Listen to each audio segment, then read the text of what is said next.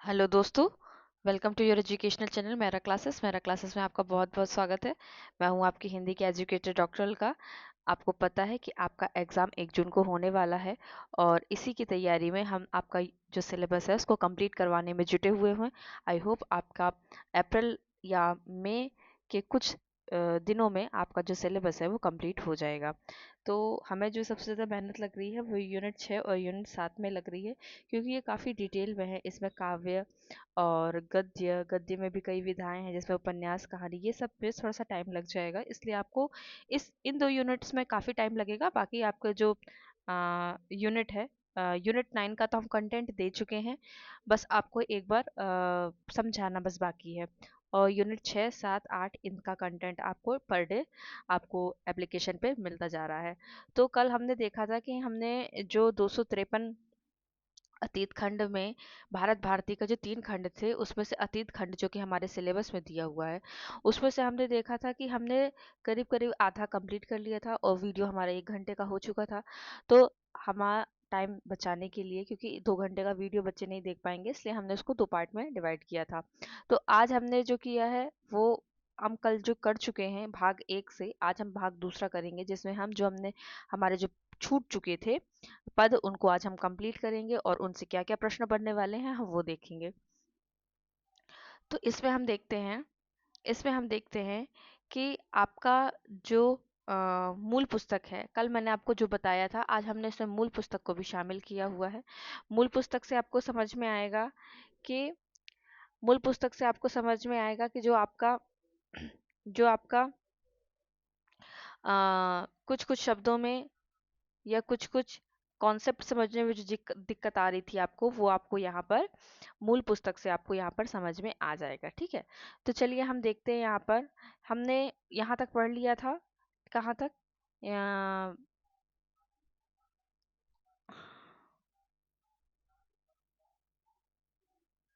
हमने ये आक्रमण तक देख लिया था यहाँ पर। अब हम आक्रमण के बाद देखेंगे यहाँ पर जो शक्ति का प्रयोग है, जो शक्ति भारतीय भारतीयों के पास थी, उसका हम यहाँ पर प्रयोग देखते हैं। इसके साथ ही साथ में आपको जो हमारी मूल पुस्तक है, मूल पुस्तक से भी जो जो इसमें रेफरेंसेस दिए हुए होंगे, मैं वो आपको वो भी दिखाती चलूंगी। ये आपकी मूल पुस्तक है जो आपको एप्लीकेशन में दिया हुआ है। ठीक है, तो यहाँ पर हम देखते हैं अन्याय अत्याचार करना तो किसी पर दूर है, यानी कि भारत के संदर्भ में यहाँ पर बात हो रही है।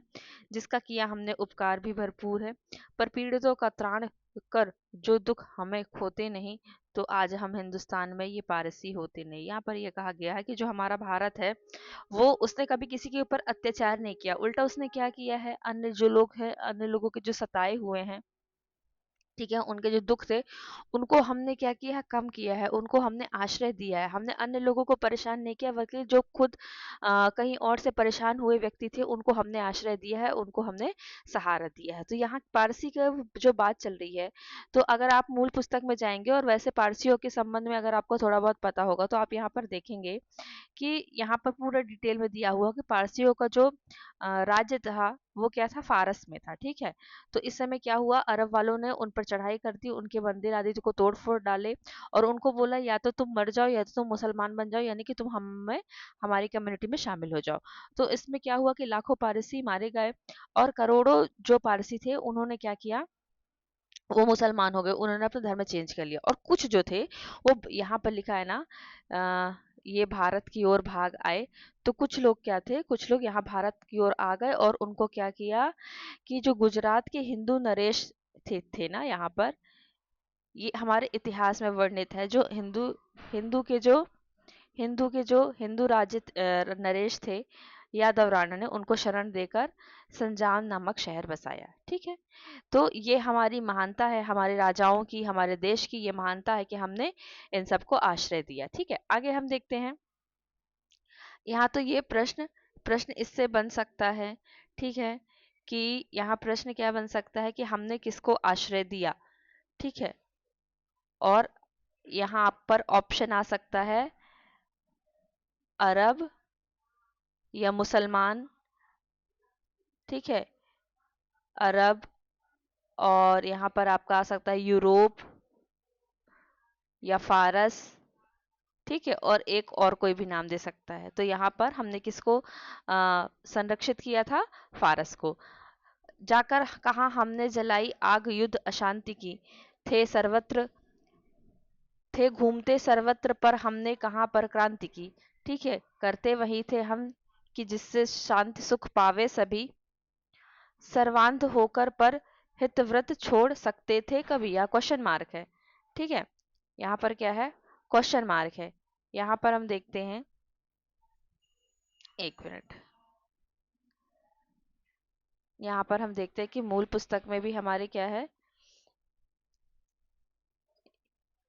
हाँ, मूल पुस्तक में भी हमारा इसमें दिया है, सेम सेम जैसे हमने यहाँ पर पढ़ा था, कि हमने कभी भी भारतवासियों ने या आर्यों ने या भारत के लोगों ने कभी भी सर्व मतलब स्वार्थ से अंधे होकर कभी भी परहित यानी दूसरों के हित का जो व्रत था वो हमने कभी नहीं छोड़ा। हमने सदैव परहित किया, परोपकार किया, अन्य अन्य लोगों की सेवा की। हमने किसी भी प्रेशर में आकर या किसी भी चीज को स्वार्थवश भी हमने कभी भी अपने जो धर्म थे, परहित का जो धर्म था, उससे हमने कभी भी अपना मुंह नहीं मोड़ा। ठीक है, आगे हम देखते हैं यहाँ पर, भूले हुओं को पथ सिखाना यह हमारा कार्य था, राजत्व क्या हर जगत हमको मानता आचार्य था, आतंक से पाया हुआ अभिमान को ईमान है, खिंच जाए जिस पर मन स्वयं सच्चा वही बलवान है।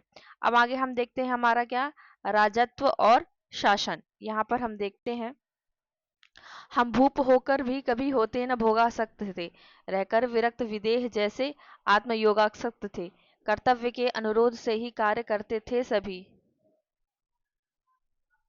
राजत्व में भी फिर भला हम भूल सकते थे कभी। ठीक है, अभी यहाँ पर ये एक भूमिका दे रही है। किसकी भूमिका दे रही है यहाँ पर? ये जो हमारे भूप भूप मतलब जो राजा, ठीक है, ये इनके ये भूमिका दे रही है। अब भूमिका के आगे बताएंगे कि किस किन के बारे में बात हो रही है, कि बता रहे कि हमारे यहाँ के जो राजा थे और उनका शासन था वो कैसा था, कि हमारे राजा जो थे, हमारे जो शासक थे वो भोगासक्त नहीं थे, आत्मयोगासक्त, जैसे ना विरक्त विदेह, और उनमें क्या था, कर्तव्य के अनुसार ही वो चलते थे। ठीक है, और अपने राजत्व में, अपने शासन में वो कभी कोई भूल नहीं करते थे। ठीक है, हम देखते हैं यहाँ, हाँ मेदनीपति भी यहीं के यहाँ के भक्त और विरक्त थे, होते प्रजा के अर्थ ही वे राज्य सक्त थे, सुत तुल्य ही वे सौम्य उनको मानते थे सर्वदा, प्रजा होता प्रजा का अर्थ ही संतान संस्कृत में सदा। देखिए, सुत मतलब पुत्र। ठीक है, तो यहाँ पर जो जिन राजा की बात बताई गई है यहाँ पर, वो कई तुलना में है। एक राजा सगर की बात बताई गई है कि जो उनके पुत्र थे, कौन थे पुत्र उनके? उनके पुत्र का नाम था पुत्र असमंजस। तो वो क्या करते थे, वो उनको मतलब जो उनकी प्रजा है उनको सताया करते थे। ठीक है, प्रजा को सताया करते थे, तो उन्होंने अपने पुत्र को भी वहां पर दंड दिया था। और यहाँ पर जो प्रजा के लिए रघुवंश, यहाँ पर रघुवंश में भी उल्लेख है, रघुवंश पुस्तक में भी, शकुंतला पुस्तक में भी कालिदास ने किया है। महाराज सगर का प्रजा को कष्ट देने के कारण अपने पुत्र का असमंजस को निकाल देना प्रसिद्ध है। ठीक है,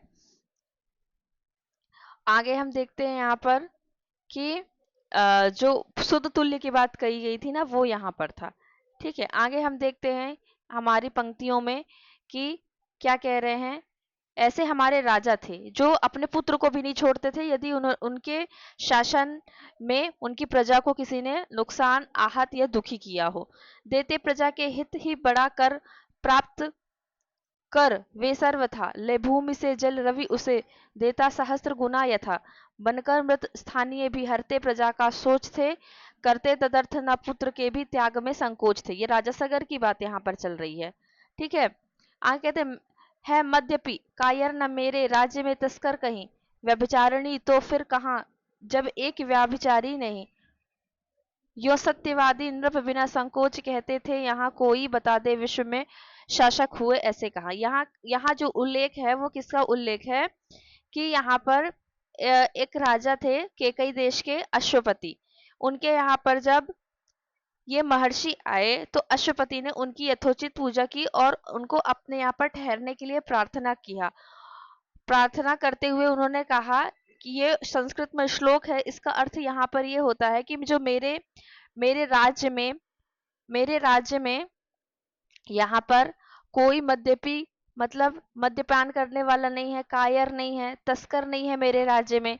ठीक है, व्यभिचारिणी तो कहाँ, जब एक भी कोई व्यभिचार करने वाला नहीं है, यानी कि मेरे यहाँ कोई भी मतलब ऐसी स्त्री नहीं है। तो जब स्त्री ही नहीं है तो व्यभिचार कौन करेगा। यह सत्यवादी नृप बिना संकोच कहते थे यहाँ, मतलब यहाँ के जो राजा हैं वो सत्यवादी हैं। तो मेरे यहाँ पर इतना अच्छा शासन है और इतने अच्छे लोग हैं कि तो महर्षि कृपा करके आप यहाँ पर रुक जाइए। हमारे यहाँ का जो शासन है वो बिल्कुल भी सकारात्मक है, तो बता दो। मैथिली शरण गुप्त कहते हैं कि कोई बताते विश्व में शासक हुए ऐसे कहा है, कि ऐसा कोई शासक इतनी श्योरिटी से कह सकता है क्या किसी को कि हमारे यहाँ पर बिल्कुल भी ऐसी कोई भी नकारात्मक चीजें नहीं है। तो ऐसे ही हमारे देश में शासक हुए थे। प्राचीन भारत की एक झलक, अब यहाँ पर दूसरा टॉपिक है। प्राचीन भारत की एक झलक यहाँ पर देखते हैं कि समयावरण इसके से पार करके ऐतिहासिक दृष्टि को जो देखते हैं आज भी हम पूर्वकालिक सृष्टि को, तो दिखता है दृश्य ऐसा भारतीय विकास का प्रतिबिंब, एक सजीव जो स्वर्ग या आकाश का। ये हमारे भारत भारत की भारत का जो हमारी ऐतिहासिक दृष्टि है, ठीक है, और हमारा जो विकसित होता समाज है उसके बारे में यहाँ पर बताया गया है। ब्राह्मी स्वरूप जन्मदात्री ज्ञान गौरवशालिनी, प्रत्यक्ष लक्ष्मी रूपिणी धन्य धान्य पूर्णा पालिनी, दुर्दुष रुद्राणी स्वरूप शत्रु सृष्टि लयंकारी, वह भूमि भारतवर्ष की भूरी भावों से भरी हुई। यहाँ पर हमारी भारत भूमि, हमारी जो मातृभूमि है उसके बारे में यहाँ पर बात की, उसकी विशेषताएं यहाँ पर बात की कि वो ब्राह्मी स्वरूपा है, जन्मदात्री है, ज्ञान गौरवशालिनी है, ठीक है, लक्ष्मी रूपिणी है, धन धान्य से पूर्ण है, रुद्राणी है, स्वरूपा है, शत्रुओं से लड़ने वाली है। ये सब इनके हमारी मातृभूमि भारत भूमि के बारे में कहा गया है। वे ही नगर वन शैल नदियां जो पहले थी यहाँ है आज भी, पर आज वैसी जान पड़ती है कहाँ, क्वेश्चन मार्क। कि जैसा उनका स्वरूप था आज वो स्वरूप क्या थोड़ा थोड़ा विकृत होता। ये तो 1912 की बात है, आज अगर बात की गई होती तो आज तो और ही उनका स्वरूप हमें अलग ही दिखता पड़ता है। तो अब वो जैसी नदियां शैल वन नगर थे वो आज आज वैसे नहीं है, कारण कदाचित है यही बदले स्वयं हम आज हैं, अनुरूप ही अपनी दशा के दिखते सब साजे हैं। ठीक है, क्यों हमने अपने अनुरूप अपनी जरूरत के अनुरूप जो स्वरूप था, पूर्व का स्वरूप था, उसको हमने बदल दिया है। ठीक है, भवन में देखते हैं कि चित्रित, अब भवनों का यहाँ पर उल्लेख हुआ है कि चित्रित घनों से होड़ कर जो व्योम में फहरा रहे, वे केत उन्नत मंदिरों के किस तरह लहरा रहे, इन मंदिरों में से अधिक अब भूमि तल में दब गए, अवशिष्ट ऐसे दिखते अभी गए या तभी गए। यहाँ पर ये बताया गया है कि जो हमारे भवन थे वो इतने इतने मतलब उनकी जो कारीगरी थी, उनका जो शिल्प था इतना अद्वितीय था कि वो और विश्व में कहीं देखने नहीं मिलता था। लेकिन अब वो क्या हो गया है, अब उनका विघटन हो गया है। अब वो मंदिर जो हमारे मंदिर आक्रमणकारियों ने इतना उनको तहस नहस कर दिया है ना कि वो अब हमको दिखाई नहीं देते हैं। अब वो अवशिष्ट दिखते हैं, ऐसा लगता कि अब वो चले गए कि तब चले गए, मतलब अब गिरा तब गिरा वाली कहानी वहां में दिखाई देती। जलवायु यहाँ की देखिए कि पीयूष मतलब अमृत सम पीकर जिसे होता प्रसन्न प्रसन्न प्रसन्न शरीर है आलस्य नाशक बल विकासक उस समय का नीर है आज भी वह, किंतु अब पड़ता न पूर्ण प्रभाव है। यह कौन जाने नीर बदला या शरीर स्वभाव है। ये हमारे यहाँ की जलवायु के बारे में बात किया गया है।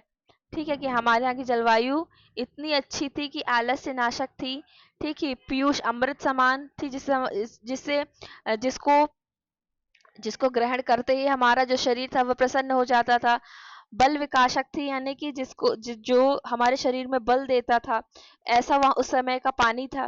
ठीक है आज भी वह, लेकिन अब न पड़ता पूर्ण प्रभाव है, आज भी वह, लेकिन अब उसका पूर्ण प्रभाव हमारे ऊपर नहीं पड़ता। क्या जाने कि पानी बदला है या हमारे शरीर का स्वभाव बदल चुका है। उत्साह दे रहा जो स्वास्थ्य वह दीर्घ आयु है, कैसे कहें कैसा मनोरम उस समय का वायु है, भगवान जाने आजकल वह वायु जलता ही नहीं, अथवा हमारे पास होकर वह निकलता ही नहीं। ठीक है, एक सेकेंड।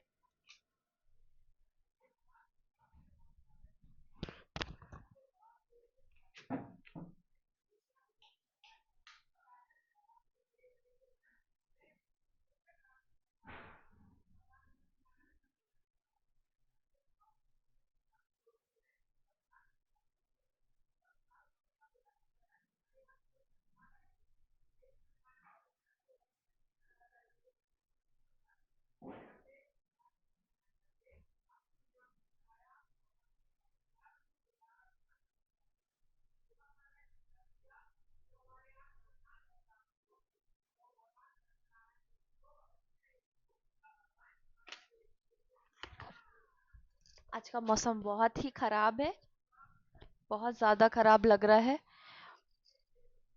इस वजह से थोड़ा सा रिकॉर्डिंग में प्रॉब्लम आ सकती है। चलिए ठीक है, अब हम यहाँ पर देखते हैं प्रभात यानी सुबह। ठीक है, क्या ही पुनीत प्रभात है, कैसी चमकती है मही मही यानी कि धरती। ठीक है, अनुरागिणी उषा, सभी को कर्म में रत कर रही उषा, मतलब जो सूर्य की जो लालिमा होती है सुबह सुबह की, उसको यहाँ पर क्या कहा गया है, उसको यहाँ पर क्या गया है, उषा। ठीक है, आगे देखते हैं हम, आगे हम देखते हैं यहाँ पर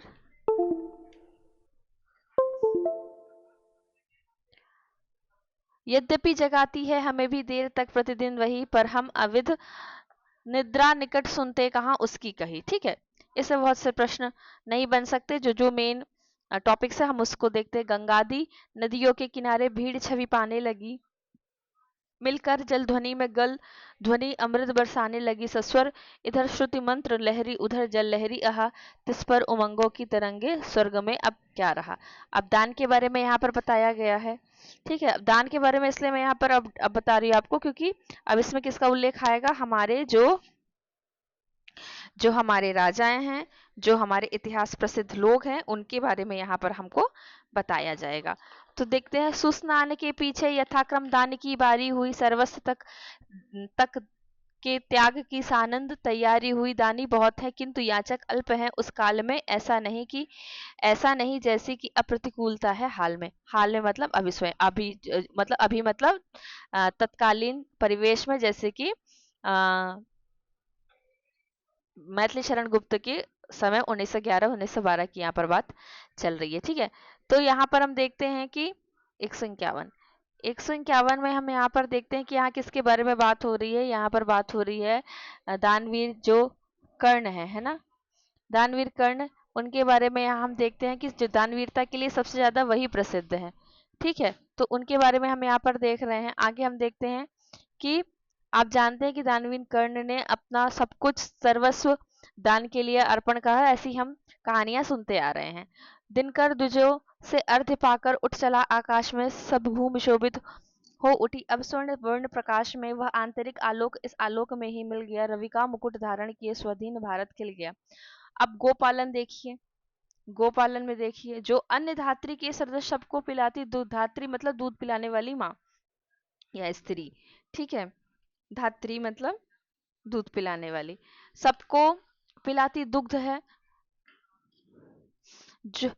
जो अमृत इस लोक का, जिस पर अमर भी मुग्ध है, विधेन हुए प्रत्येक ग्रह में दुही जाने लगी, या शक्ति की नदियां वहां सर्वत्र लहराने लगी। घृत यानी घी, घी घी आदि के घी आदि के आधिक्य से बलवीर्य का सुविकास है, क्या आजकल का हिस्सा ही कहीं भी व्याधियों का वास है, व्याधि मतलब रोग है, उस समय का गोवंश पलता इस समय मरता वही, क्या एक हो सकती कभी यह और वह भारत में ही।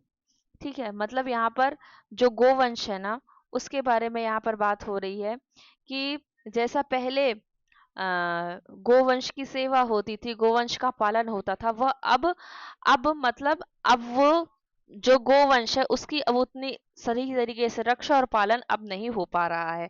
होमाग्नि देखे, निर्मल पवन जिसकी शिखा को तनिक चंचल कर उठी, होमाग्नि जलकर द्विज ग्रहों में पुण्य।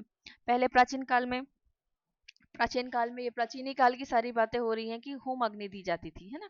प्राची दिशा के साथ भारत भूमि जग उठी, आलस्य में उत्साह की सी आग देखो लग उठी।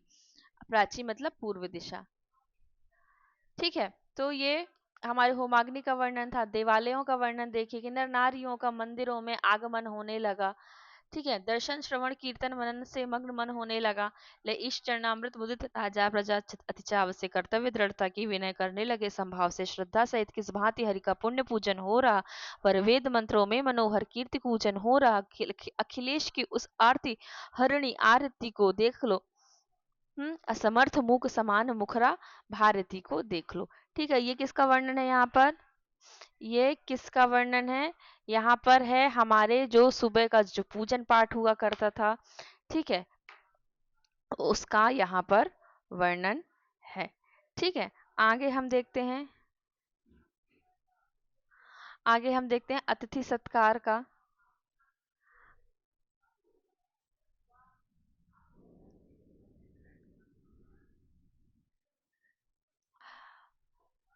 अतिथि सत्कार में हम देखते हैं कि अतिथि सत्कार हमारे यहाँ का कैसा था। पहले अपने अतिथियों से वचन जाकर गृहस्थों ने कहे, सम्मान्य आप यहाँ निशि में कुशल पूर्वक तो रहे। हमसे हुई जो चूक जो भाग्य कृपया क्षमा कर दीजिए। अनुचित न हो तो आज भी यह गेह पावन लीजिए। ठीक है, पावन मतलब क्या होता है? पावन मतलब होता है पवित्र। ठीक है, और गेह का मतलब होता है, यहाँ पर, यहाँ अगर हम देखें तो गेह संस्कृत का शब्द है जिसका अर्थ होता है घर, मकान, निवास स्थान, या फिर दूसरा अर्थ इसका होता है परवाह, रक्षा या चिंता। तो अगर उसमें यहाँ पर उल्लेख है घर, मकान या निवास स्थान का। ठीक है, निवास स्थान यहाँ पर।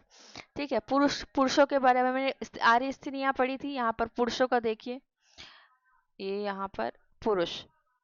ठीक है, यहाँ हम देखते हैं कि पुरुष प्रवर उस काल के कैसे सदाशय हैं आहा।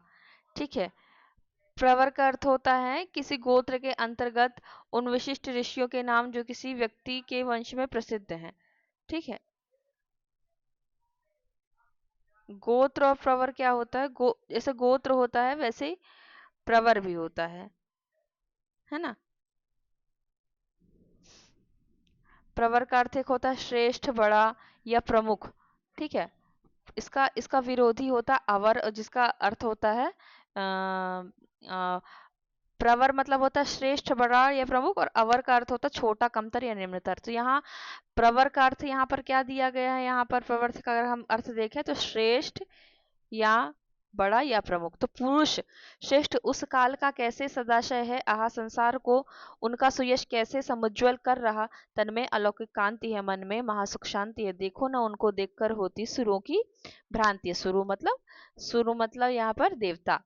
ठीक है, देवता। मस्तिष्क उनका ज्ञान का विज्ञान का बल भांडार है। सूक्ष्म बुद्धि विचार उनका विपुल बल विस्तार है। विपुल मतलब ज्यादा, अधिक अधिक मात्रा में। नव नव कलाओं का कभी लोकार्थ आविष्कार है। अध्यात्म तत्वों तत्वों का कभी उद्गार का प्रचार है। अब स्त्रियां देखते हैं। पूजन किया पति का स्त्रियों ने भक्ति पूर्ण विधान से। आंचल पसार, आंचल, आंचल होता ना जो साड़ी का जो सबसे आगे का पार्ट होता है आंचल, आंचल पसर, पसार मतलब फैलाकर, प्रणाम कर फिर की विनय भगवान से। विश्वेश हम अबला जनों को बल तुम्ही हो सर्वदा। पति को बोल रही हैं, पतिदेव में मति गति दृढ़ हो हमारी रति सदा। ऐसी हमारी स्त्रियां हैं थी। है प्रीति और पवित्रता की मूर्ति सी वे नारियां। है गेह में वे शक्ति स्वरूपा, देह में सुकुमारियां। ठीक है, और वहां गेह का मतलब क्या था? निवास स्थान। और यहाँ गेह का मतलब एक हो सकता है, गेह मतलब भीतर, निवास भी भीतर होता है ना। तो यहाँ पर गेह का मतलब यहाँ पर भीतर से ही है। भीतर मतलब आंतरिक। ठीक है, तो यहाँ पर हम देखते हैं कि गेह मतलब भीतरी, भीतरी रूप से जो शक्ति स्वरूप है, और देह में क्या है, सुकुमारी है। गृहिणी तथा मंत्री स्वपति की शिक्षिता है, वे सती ऐसी नहीं कि वे की जैसी आजकल की श्रीमती। ठीक है, जो हमारे अतीत की स्त्रियां थी, जो हमारे अतीत की नारियां थी, वो बहुत ही आ, आ, मतलब कैसी थी, पवित्रता की मूर्ति जैसी थी। ठीक है, आजकल की जैसी नहीं है, वो शक्ति स्वरूपा और सुकुमारियां थी, गृहिणी थी। ठीक है, स्वपति की शिक्षिता थी।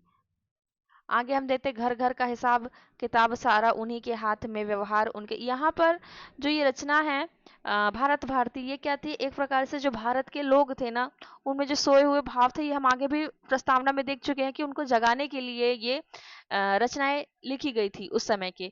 तो इसमें पुरुष के लिए लिखा गया, तो स्त्रियों के लिए भी लिखा कि तो हमारी स्त्रियां ऐसी है, तो आप उनको समझो कि हमारे अतीत में स्त्रियां कैसी थी और आप भी वैसे बनो। ठीक है, ये तो आज के लिए भी लागू होता है, इसलिए हमारे सिलेबस में भी दिया हुआ है।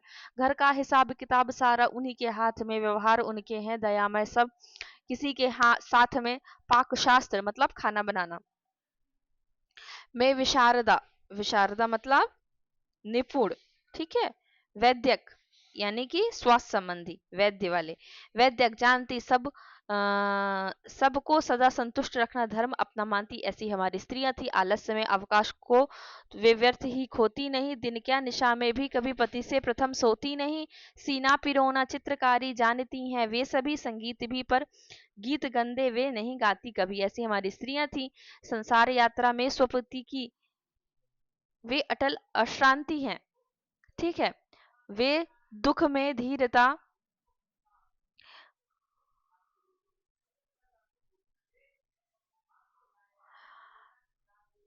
दुख में सदा वे शांति हैं, शुभ सांत्वना है शोक में, और औषधि है रोग में, संयोग में संपत्ति है, बस है विपत्ति वियोग में। ठीक है, तो यहाँ पर क्या है कि जो स्त्रियां हैं, स्त्रियों के बारे में यहाँ पर बताया गया है कि वे अपने पति के हमेशा सदा रहती थी, उनकी बातों को कभी नहीं टालती थी। दुख होता था तो वह अपनी धैर्यता धारण करती थी, सुख में वो शांत रहती थी। ऐसा नहीं कि थोड़ा या सुख पाए तो बहुत ज्यादा कहते हैं ना एक्साइटेड हो जाते थे, वैसे नहीं, शांत रहती थी। शुभ सांत्वना है शोक में। ठीक है, और औषधि है, और औषधि रोग में, संयोग में संपत्ति है, बस विपत्ति है वियोग में, ऐसी थी। विपत्ति वियोग में मतलब अगर दो जोड़े में से कोई एक बिछुड़ जाए तो बस वो वियोग था, बाकी सब अच्छा था। अब संतान देखिए, जब स्त्रियां हैं देवियां, और जो हमारे यहाँ की उस समय के अतीत की स्त्रियां इतनी अच्छी थी देवियां, तो संतान क्यों उत्तम ना हो। उन बालकों के सरल सुंदर भाव को तो देखो, उषा गगन से जाग वे भी ईश गुण गाने लगे, या कुंज फूले देख, कुंज मतलब बगिया, बंदी भृंग उड़ जाने लगे। है हष्ट पुष्ट शरीर से माँ बाप के वे प्राण, जो सर्वदा करते द्रगों की भांति उनका त्राण। ठीक है, वे जाएं जब गुरुकुलों में, ज्ञान का घर है जहाँ,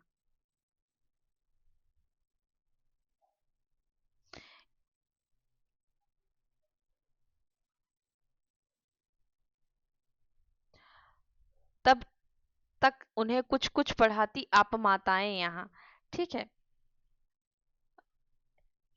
जो सर्वथा करते द्रगों की भांति उनका त्राण है। वे जाएं यहाँ मतलब जो बालक थे, जो शिशु जन्म लेते थे, जो संतान रहती थी, वो हष्टपुष्ट शरीर से होती थी, वे माँ बाप के प्राण थे। वे क्या करते थे, माँ बाप उनकी रक्षा करते थे। वो जब तक गुरुकुल में न जाए तब तक ज्ञान का जो भंडार वो उनको कौन देता था, वो उनकी माताएं ही उनको देती थी। ठीक है, ठीक पुत्रों के सदस्य पुत्रियों का मान भी, उस समय पुत्र पुत्री में अंतर नहीं होता था। ठीक है, पुत्र पुत्रियों का मान भी क्या, आज की ही दशा जो ना, उनका ध्यान भी, मतलब जो बेटे बेटी में जो फर्क था वो वाले की बात चल रही है यहाँ। उस चीज को भी आप देखेंगे कि इस अतीत खंड में ना, ये इसलिए भी आपके सिलेबस में रखा गया है आज 2025 में भी, क्योंकि बहुत सी चीजें इसकी आज भी हमारे समाज में, आज भी हमारे देश में प्रासंगिक हैं। ठीक है, जैसे आप यही कॉन्सेप्ट ले लीजिए, उस समय के जन न जन अब से, जो उन्हें समझे भला पुत्री को, यहाँ पर हाँ, होंगे न दोनों नेत्र किसको एक से प्यारे भला, मतलब दोनों में कोई असमानता नहीं, दोनों को प्यार करते थे। देखो आहा वे पुत्रियां या विभव की वृद्धियां, अवतीर्ण मानो हो गई प्रत्यक्ष उनकी रिद्धियां। ठीक है। हाँ, अब उन्हीं के जन्म में हम डूबते हैं शोक में। ठीक है। अब क्या करते हैं, उनके जन्म में हम क्या होते हैं, शोक में डूब जाते हैं। यहाँ विभव का अर्थ होता है ऐश्वर्य, बल या शक्ति। ठीक है।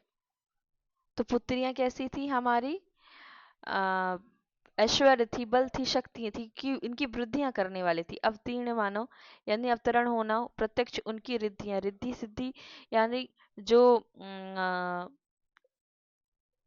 रिद्धि सिद्धि में हम बोलते हैं ना, रिद्धि सिद्धि एक प्रकार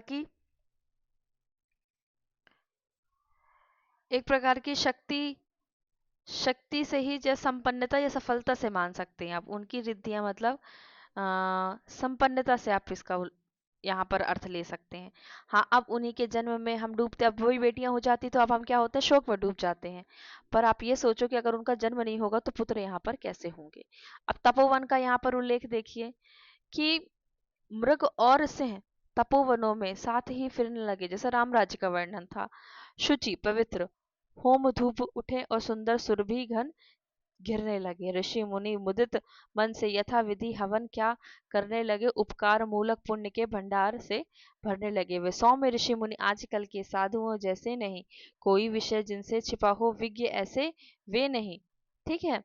हस्तामलक जैसे उन्हें प्रत्यक्ष तीनों काल हैं, शिवरूप शिवरूप हैं, तोड़े उन्होंने बंधकों के जाल है।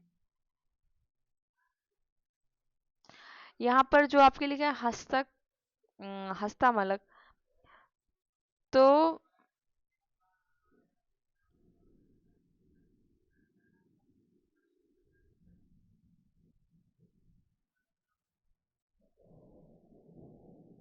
हस्तामलक का मतलब होता है वह चीज या बात जिसको जिसके हर एक पहलू को साफ साफ समझ में आ जाए। ठीक है। जिसको देखते ही थोड़ा सा हाथ में देखते ही, हस्तामलक मतलब हाथ में लेते थोड़ा सा भी देखकर उनको सब कुछ समझ, ऐसे हमारे यहाँ के ऋषि मुनि, ऐसे हमारे के ज्ञानी थे। शिव रूप है, तोड़े उन्होंने बंधकों के जाले। उन्होंने क्या किया है, उन्होंने हमारे जो तपोवन में रहने वाले ऋषि मुनि हैं, उन्होंने हमारे जीवन के बहुत से बंधनों के जालों को मुक्त किया है। वे ग्रंथ जो सर्वत्र ही गुरुमान से मंडित हुए, पढ़कर जिन्हें संसार के तत्वज्ञ जिन पंडित हुए, जो आज भी थोड़े बहुत हैं नष्ट होने से बचे, वे उन्हीं सबके धनी ऋषि और मुनियों के रचे हुए। कुशपाणी पाकर भी उन्हें डरता स्वयं वज्री सदा। ठीक है। यहाँ पर हम देखते हैं, है तुच्छ उनके निकट यद्यपि उस सुरभ की संपदा, यद्यपि उजट तद्यपि वह तत्व उनके पास है, आकर अलेक्जेंडर सदस्य सम्राट बनता दास। देखिए यहाँ पर क्या है, जो हमारे तपोवन में रहने वाले जो मुनि है, उनका यहाँ पर उल्लेख कहा गया है कि इतने हमारे यहाँ के ऋषि मुनि इतने महान थे ना, कि जो बड़े से बड़े बड़ा बलशाली सम्राट भी होता था वो उनसे डरता था। ठीक है। और उनके सामने उनकी जो वैल्यू थी वो कुछ भी नहीं थी। ठीक है। उनकी वैल्यू क्या थी, कुछ भी नहीं थी उनके सामने। एक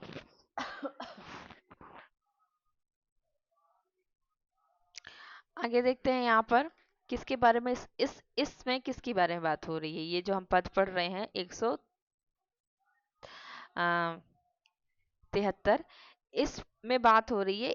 एक बार क्या हुआ कि जो आपके सिकंदर को आप जानते होंगे, सिकंदर जिसे विश्व विजेता कहा जाता है, तो उसने एक बार भारत में आकर, जो भारत के एक मुनि थे दंडी, ठीक है, दंडी मुनि से मिलने का आग्रह किया, क्योंकि उसने उनके बारे में बहुत कुछ सुन रखा था कि वो बहुत ही मतलब प्रतापी मुनि है। तो वो उन्होंने बोला कि वो उनके दरबार में आए और मिले, लेकिन दंडी मुनि ने मना कर दिया था और वो नहीं गए थे। सिकंदर जो विश्व विजेता है उससे मिलने नहीं गए थे। और अंत में क्या हुआ था कि जो सिकंदर है उनको स्वयं मिलने आना पड़ा था। किससे मिलने आना पड़ा था, जो दंडी है ना, उनसे स्वयं ही मिलने आना पड़ा था। देखिए यहाँ पर जो आपकी मूल पुस्तक है उसमें यहाँ पर इसका उल्लेख है कि दंडी को लेने के लिए दूत भेजे गए थे, लेकिन उन्होंने आने से मना कर दिया था। अंत में क्या हुआ, सिकंदर उनकी सेवा में उपस्थित हुआ और उनके उपदेश सुनकर अपने को कृतकृत समझा। इस घटना का जो उल्लेख कर मैगस्थनीज ने कहा है कि जिसने यानी सिकंदर ने अनेक जातियों को परास्त किया, वह भारतवर्ष के एक नग्न मनुष्य से परास्त हो गया। तो यहाँ जो इसको उल्लेख है ना, यहाँ पर ये अलेक्जेंडर सदस्य सम्राट बनता दास है। ये उसी उसी का यहाँ पर उल्लेख है। ये आपको यहाँ पर प्रश्न बन सकता है। ठीक है।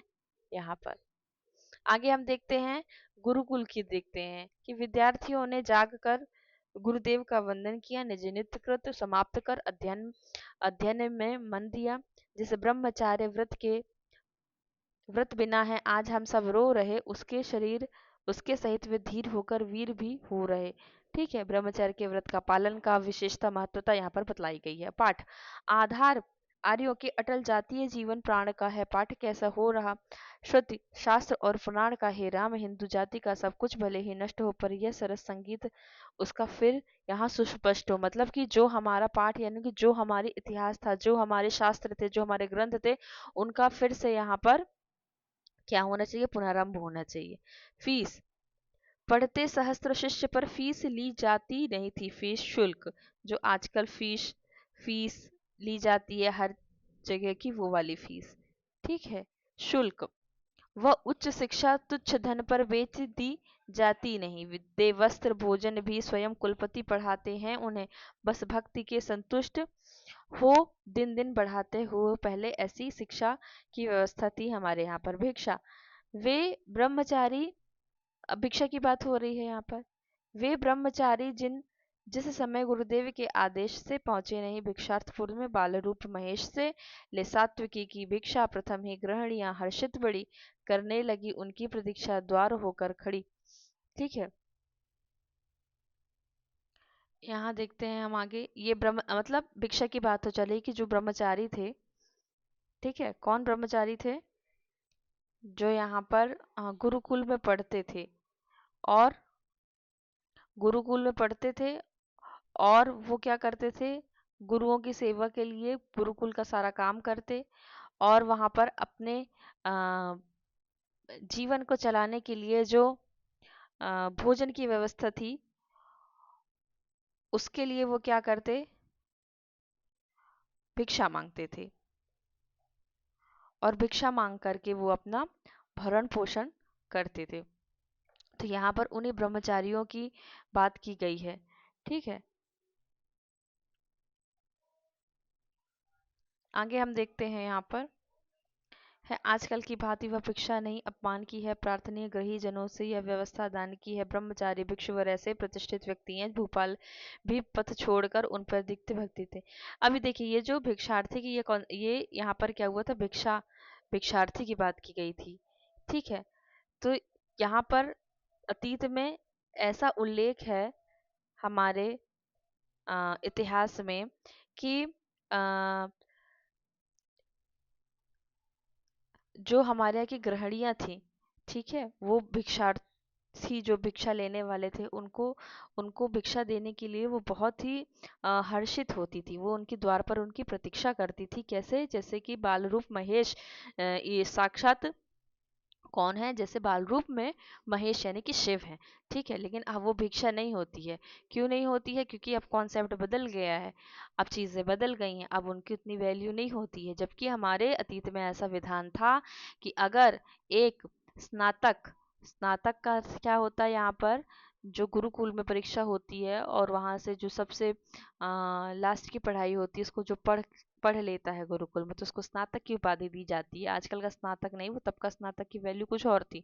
तो यदि ऐसा कहा जाता कि अगर स्नातक और अगर वहां का राजा दोनों अगर एक मार्ग से आ रहे हों, ठीक है, एक ही मार्ग से दोनों आमने सामने आ रहे हों, तो राजा उनके लिए अपना मार्ग छोड़ देता था। इतनी वैल्यू थी उनकी, स्नातकों की या भिक्षार्थियों की या भिक्षा जो लेते थे उनकी, इतनी वैल्यू थी वहां पर।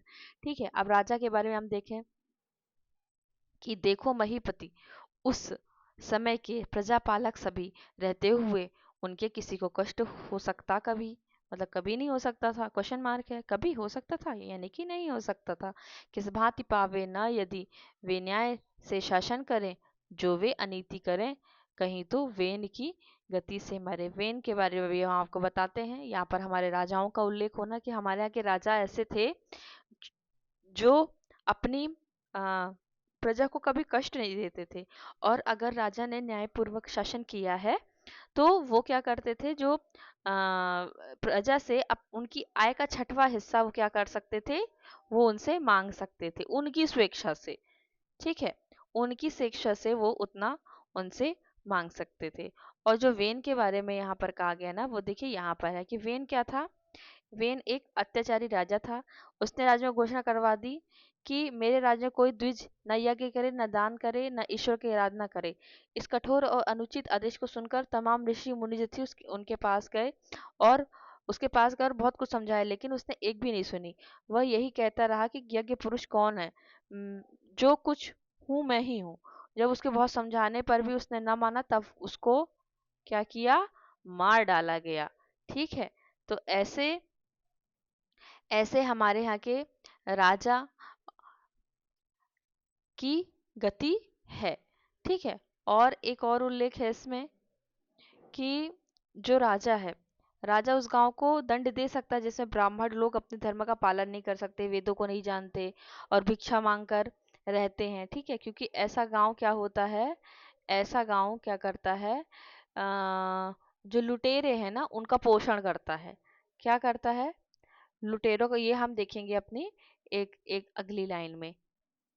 यहाँ पर हम देखेंगे अनिवार्य शिक्षा के लिए, अनिवार्य शिक्षा वो मैं बोली ना कि राजा दंडित कर सकता है ऐसे लोगों को, खोजने पे भी कहीं द्विज मूर्ख मिल सकते नहीं, अनिवार्य शिक्षा के नियम जो कि हिल सकते नहीं। ठीक है, द्विज क्या है, मूर्ख नहीं मिल सकता। यदि गांव में द्विज एक भी विद्या न विधि पूर्वक पढ़े, अगर कोई ऐसा नियम का पालन नहीं करता, तो क्या नपति यानी कि राजा उसको दंड दे सकता है। ठीक है, फिर क्यों ना यो शिक्षा बढ़े, वो ऐसा उन उचित व्यवहार करता था। तो ऐसा उचित व्यवहार होता था, इसलिए क्यों न शिक्षा आगे बढ़े, यानी कि शिक्षा सदैव आगे बढ़ती रही।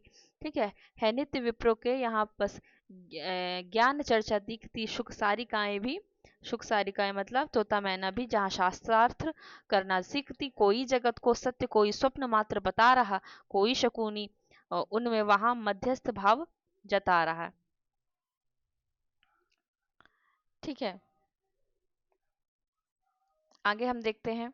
ऐसी हमारे यहाँ की अ, राजा थे, और ऐसे हमारे यहाँ पर जो विद्या थी, शिक्षा थी, वैसे आगे अब चरित्र देखते हैं।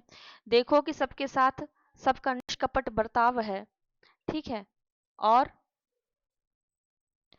सब में परस्पर दिख पड़ता प्रेम का सद्भाव है, कैसे फले फूले भला वे जो न हिल मिल कर रहे, वे आ रही क्या यदि कभी परिवार परिवाद निज मुख से कहें।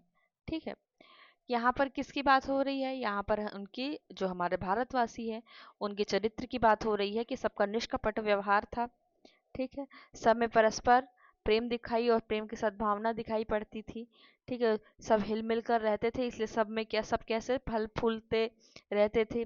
ठीक है, और परिवाद, वो किसी अन्य की बुराई नहीं कहते थे अपने मुख से।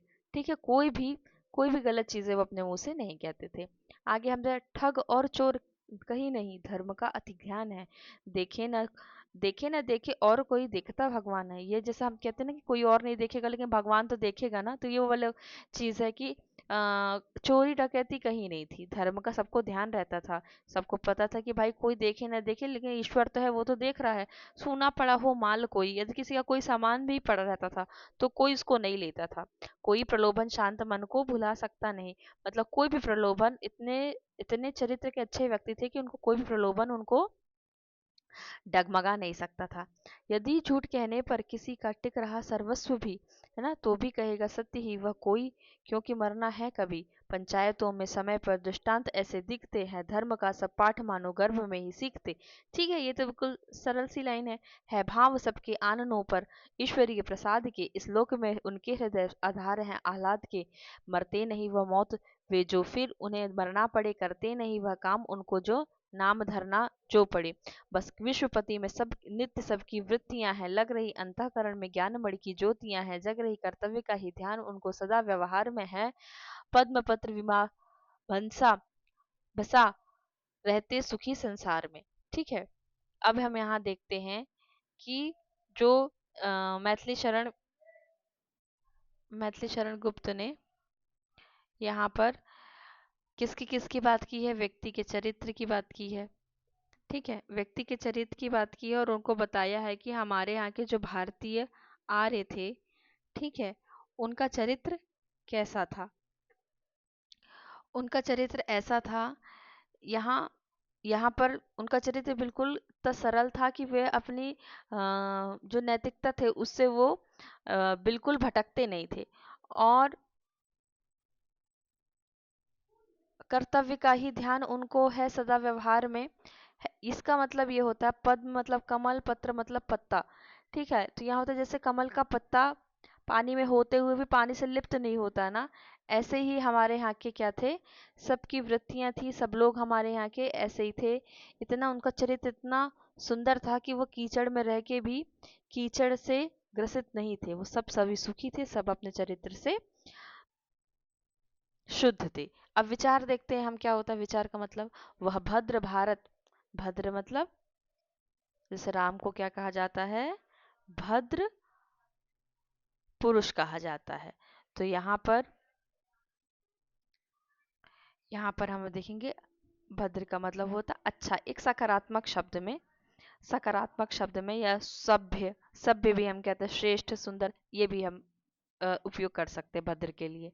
ठीक है, तो भारत सर्वदा भूलोक नेता सिद्ध है, संसार में सबसे अधिक स्वाधीनता चेता सिद्ध है। उन्मादिनी माया स्वयं उनको बुला पाती नहीं, पुनरागमन की बंधता भी उसे भाती नहीं है, लक्ष्य केवल मुक्ति ही, मतलब ये विचार बता रहे हैं मैथिली शरण गुप्त जी, है लक्ष्य केवल मुक्ति ही उसके अतुल उद्देश्य का, है दास भी तो वह उसी वैकुंठपति विश्वेश का दास, साक्षी स्वयं इस बात के उसके वही सुविचार है, संसार के साहित्य के जो सार हैं, आधार हैं। जो पूर्व में हमको अशिक्षित और असभ्य बता रहे वे लोग या तो अज्ञ हैं या पक्षपात, वो क्या है, अज्ञ हैं। अज्ञ मतलब क्या होता है यहाँ पर, अज्ञ मतलब जो जानते नहीं हैं। ठीक है, अज्ञ का मतलब क्या होता है, जो लोग जानते नहीं हैं। तो ज्ञान शून्य या मूर्ख कह सकते हैं आप। अज्ञ का मतलब क्या होता है, जो ज्ञान से शून्य है। पक्षपात जता, यदि हम अशिक्षित थे कहें तो सभ्य वो कैसे हुए, वे आप ही ऐसे भी नहीं जैसे हम जैसे। ये हमारे देश की महत्ता बता रही कि जो अन्य राष्ट्र हमको कहते हैं कि हम अशिक्षित हैं, हम असभ्य हैं, हम ज्ञान शून्य हैं, ठीक है, तो वो उनके लिए बोला गया कि अगर हम अशिक्षित हैं तो कहें तो वो लोग सभ्य कैसे हुए, जिनके विश्व गुरु, जिसको भारत भारत को विश्व गुरु कहा जाता था, जिसने सबको ज्ञान दिया, और तुम हमको ये सभ्य बता रहे हो, तो तुम कैसे सभ्य हो गए फिर। जो जो प्रचुरता प्राचीनता की खोज बढ़ती जाएगी, त्यों त्यों हमारी उच्चता पर ओप चढ़ती जाएगी, जिस ओर देखेंगे हमारे चिन्ह दर्शक पाएंगे, और हमको गया बतलाएंगे जब जो जहां तक जाएंगे। ठीक है, तो ये इसमें किसकी महत्ता है, इसमें हमारी,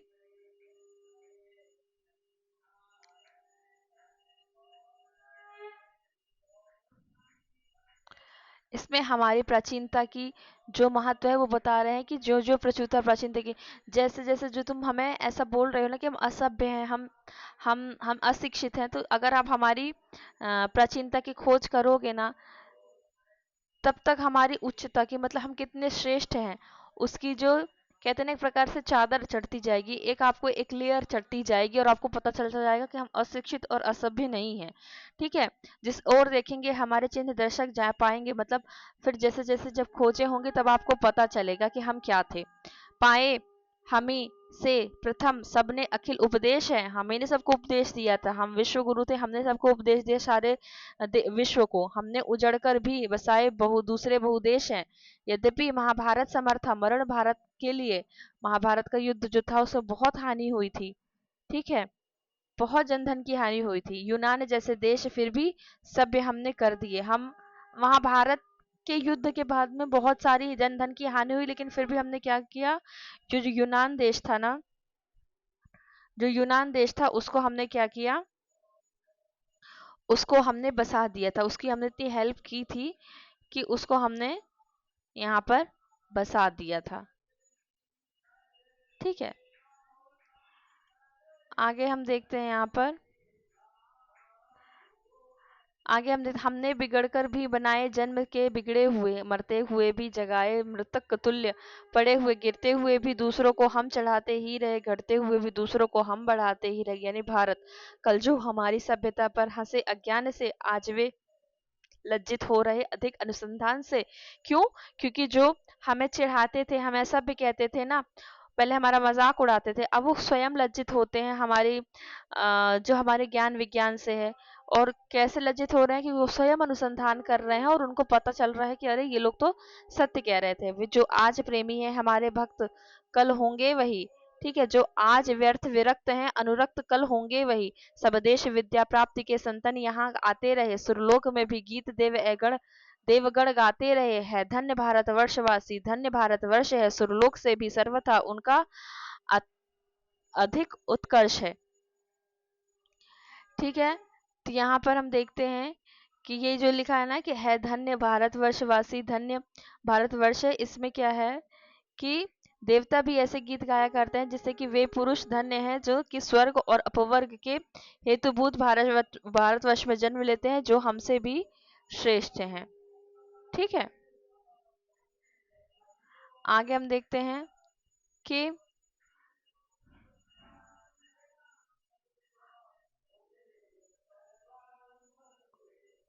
अर्थात देवता भी ऐसे गीत गाया करते हैं, वे पुरुष धन्य हैं जो स्वर्ग की प्राप्ति, यहाँ ये बता दिया। अवनति का प्रारंभ, अब हम यहाँ देखते हैं, हम लास्ट में थोड़े थोड़ा आने लगे हैं।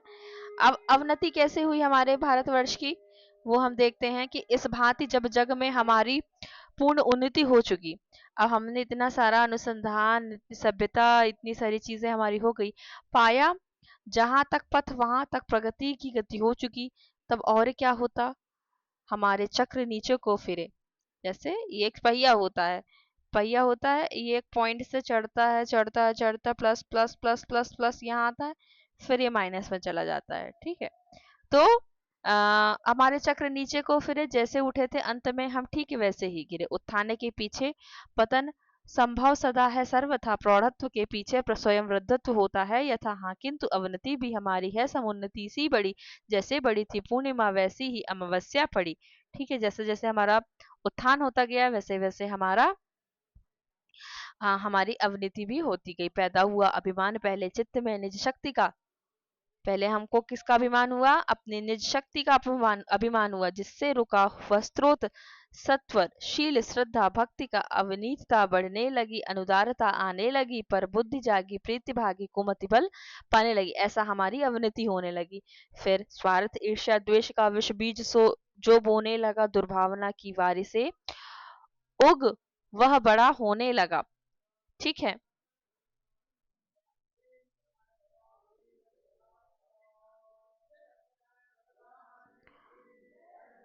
वे फूट कर दुर्भावना की वारी से उग, वारी मतलब यहाँ पर जल होता है। ठीक है, वे फूट कर फल अंत में यो फूल कर फलने लगे, खाकर जिन्हें जीते हुए हम यहाँ जलने लगे। ठीक है, आगे देखते हैं महाभारत के बारे में, हम देखते हैं। अब यहाँ से देखते हैं महाभारत के बारे में, क्या देर लगती है बिगड़ते, जब बिगड़ने पर हुए फिर क्या परस्पर बंधु ही तैयार लड़ने पर हुए, मतलब कौरव पांडव। यहाँ पर किसकी बात हो रही है, कौरव की और पांडवों की। आखिर महाभारत समर का साज सज ही तो गया, डंका हमारे नाश का बेरोक बच ही तो गया। हाँ सोचनीय परंतु ऐसा कलह भी होगा नहीं, तू ही बता हे काल ऐसा हाल देखा है कि नहीं। हाँ, बंधुओं के ही करो से मुग्धों को कितने कट मरे हैं, भव्य भारत अंत में बन ही गया मरघट हरे। इस सर्वनाशी युद्ध का वह दृश्य कैसा घोर था, उस ओर था यदि पुत्र तो लड़ता, पिता इस ओर था। जब आप महाभारत का युद्ध देखते हैं तो उसमें देखते हैं ना कि पता चल रहा है एक तरफ पुत्र हैं और दूसरी तरफ पिता लड़ रहे हैं। संतान ही के रक्त में यह मातृभूमि सनी, यहाँ उस स्वर्ग की सी वाटिका की हाय राख बनी यहाँ। अब अब यहाँ पर हमारा जो विदेशी आक्रमण है उसके बारे में कहा जा रहा है। इस भांति जब बलहीन होकर देश उजड़ गया, फिर हुआ फिर वह हुआ जिसके जिससे कि अब सर्वस्व अपना खो गया, घुसकर शकादी आने अनार्य गण निर्भय यहाँ बढ़ने लगे, निशक्त देख श्रृगाल घायल सिंह पर चढ़ने लगे। श्रृगाल यहाँ सीआर को बोला गया है, ठीक है, सीआर को घायल सिंह पे चढ़ने लगे, यानी कि हमारे भारत को घायल देखकर, हमारे भारत की अव्यवस्थित दशा देखकर, है ना, असंपन्नता को देखकर जो बाहर के लोग थे वो इसमें घुसने लगे। अवतार, अवतार में देखते हैं हम कि हिंसा बढ़ी ऐसी कि मानव दानवों से बढ़ गए, ठीक है। भूना भार सहा गया, अविचार ऊपर चढ़ गए, सहसा हमारा यह वतन देखा न प्रभु से भी गया। तब शाक्य मुनि के रूप में प्रकटी दयामय सी दया, ठीक है। यहाँ पर शाक्य मुनि का वर्णन हमको यहाँ पर देखने मिलता है। शाक्य मुनि के बारे में बहुत सी चीजें वर्णित हैं, और यहाँ पर अब जैसे आपको शाक्य मुनि के बारे में नहीं पता, तो शाक्य मुनि के बारे में आप देख सकते हैं कि शाक्य मुनि ने भारत के संदर्भ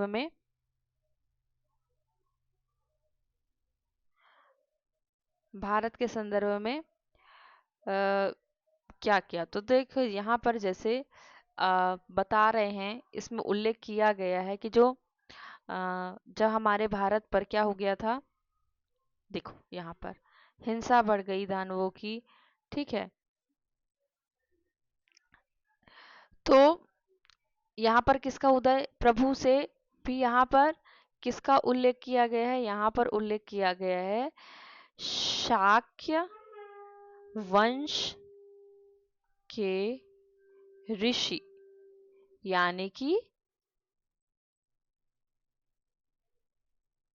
गौतम बुद्ध, ठीक है। शाक्य मुनि के रूप में प्रकटी दया मया दया, ये तो आप यहाँ पर शाक्य मुनि के गौतम बुद्ध के रूप में भी यहाँ पर बौद्ध धर्म के प्रवर्तक के रूप में भी आप एक समझ सकते हैं। गौतम बुद्ध जिसमें थे, उस अगर आपको गौतम बुद्ध या बौद्ध धर्म दो में से आ जाए तो आप इन दोनों में से किसी एक को लगा दीजिएगा, क्योंकि शाक्य मुनि का जो आ, आशय है वो बौद्ध धर्म से है और गौतम बुद्ध से ही है, ठीक है। आगे हम देखते हैं बौद्ध काल। अब यहाँ पे बौद्ध काल भी आ गया कि भारत गगन में उस समय फिर एक झंडा उड़ा, वही बौद्ध धर्म की बात है, जिसके तले आनंद से आधा जगत आकर जुड़ा है। वह बौद्ध कालिक सभ्यता विश्व भर में छा रही, जिसमें आ, जिसमें अवलोकने को भूमि खोदी जा रही। देखिए अभी इस पीडीएफ में तो नहीं, मुझे बताना तो आपको इसी पीडीएफ में था कि जो आपके मैथिली शरण गुप्त है ना, तो उनकी जो रचनाएं थी, उनकी रचनाओं में बहुत सारी रचनाएं राम से संबंधित थी, कृष्ण से संबंधित थी, वैष्णव भक्ति से संबंधित थी। जो बौद्ध मत से संबंधित थी ना उनकी रचना, वो उससे भी प्रभावित थे मैथिली शरण गुप्त। तो जो आपकी यशोधरा है, ठीक है, यशोधरा है जो कि चंपू काव्य है ना, चंपू काव्य है। और जो आपकी अनग है, जो क्या है गीति नाट्य या नाट्य में भी आता है आपका वो गीति नाट्य, ये इनकी क्या है, ये बौद्ध धर्म से संबंधित रचनाएं हैं, ठीक है। क्या है, बौद्ध धर्म से संबंधित रचनाएं हैं इनकी। तो इसलिए इनकी रचनाओं में इन्होंने बौद्ध धर्म को, जो इसमें यहाँ बौद्ध कालिक सभ्यता का यहाँ पर उल्लेख किया ना, तो ये उनकी बौद्ध धर्म से संबंधित रचनाएं भी इन्होंने लिखी हुई थी, ठीक है। ये पीडीएफ मैंने एक बनाई थी, वो इसमें अभी मैंने ओपन नहीं करी है, नहीं तो मैं आपको दिखाती। मैं आपको अगले वीडियो में कोशिश करूंगी, या फिर रुकिए मैं देखती हूँ, अगर इससे ओपन हो जाती है तो मैं आपको बताती हूँ।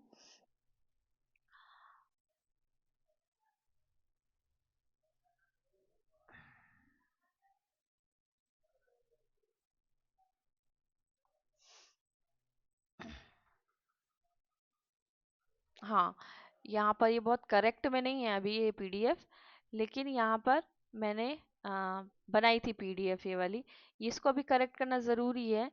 तो इसमें था पूरा स्पेसिफिक दिया हुआ था कि जैसे आपकी हो गई कौन कौन सी गीति है, यशोधरा के बारे में देखिए यहाँ पे लिखा है। और जो मैं आपको बता रही थी वो मैं बता रही हूँ कि वो मैंने कहाँ इसमें ऐड किया हुआ है। अम,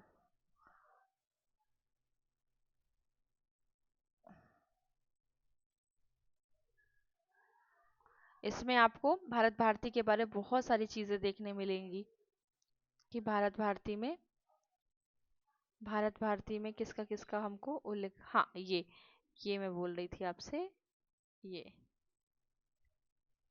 यहाँ पर दिया हुआ है ना कि बौद्ध, एक मिनट, यहाँ पर बौद्ध मत संबंधी यशोधरा और अनग। ठीक है, तो ये आपकी रचनाएं थी। अभी मैं ये पीडीएफ भी आपको एक बार, लास्ट में ये हो जाएगा हमारा तो हम आपको ये पीडीएफ भी खोल के एक बार दिखा देंगे। आ, ठीक है, तो ये उन्होंने लिखा था, वर्णन विदेशी यात्रियों ने उस समय का जो दिया, पढ़कर तथा सुनकर उसने किसने नहीं विस्मय किया। बनते न विद्या प्राप्त कर ही वे यहाँ बुद्धवर्य हैं, और श्री भी यहाँ के देख कर करते महा आश्चर्य थे।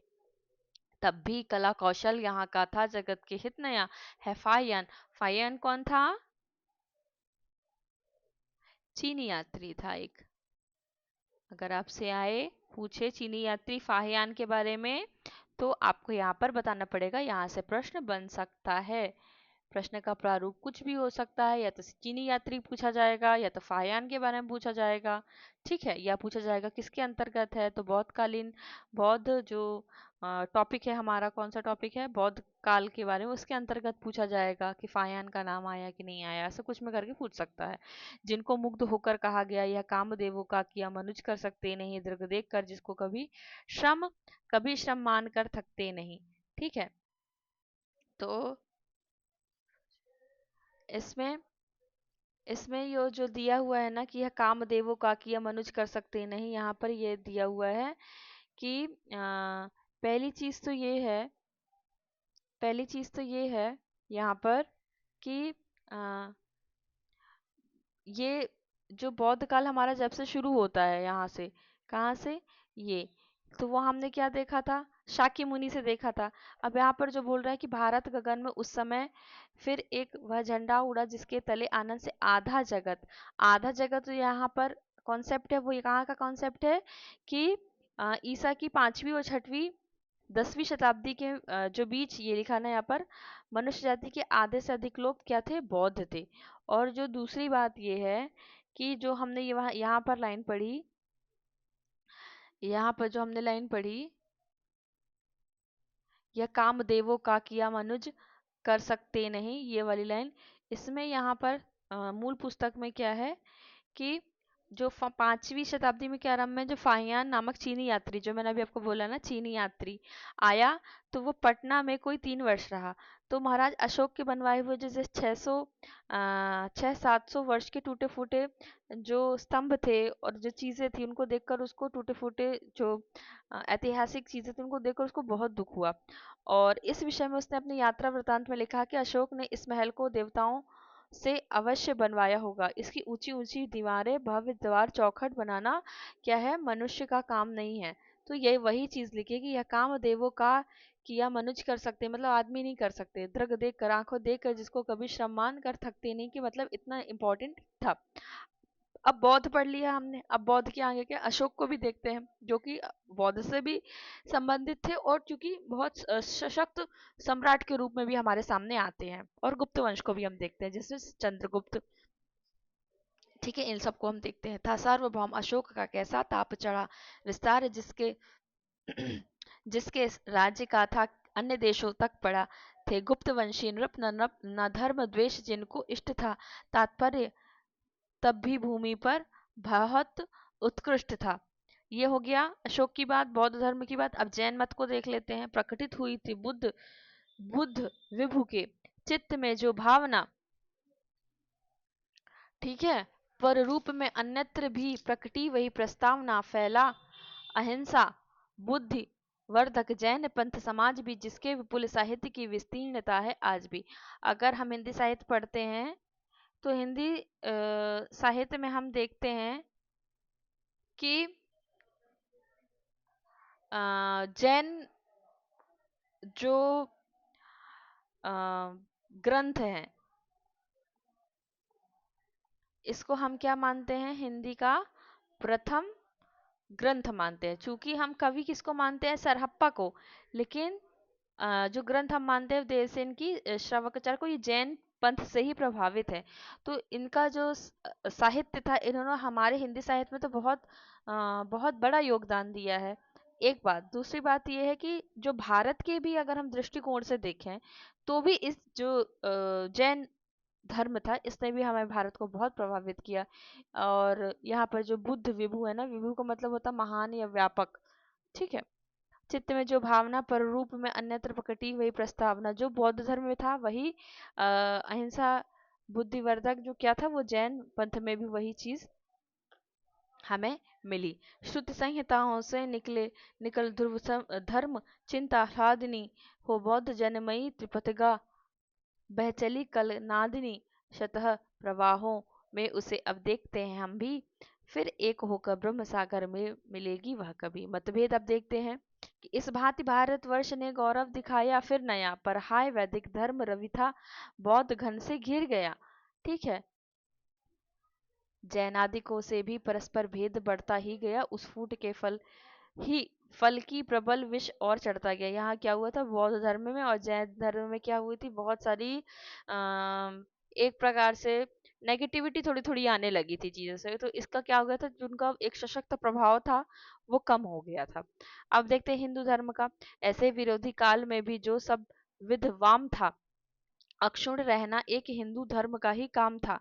अब वहां पर क्या था कि बौद्ध धर्म जो सबको मतलब कहना चाहिए, एक समय पर उसकी स्थिति ये थी कि आधे भारत में उसका आ,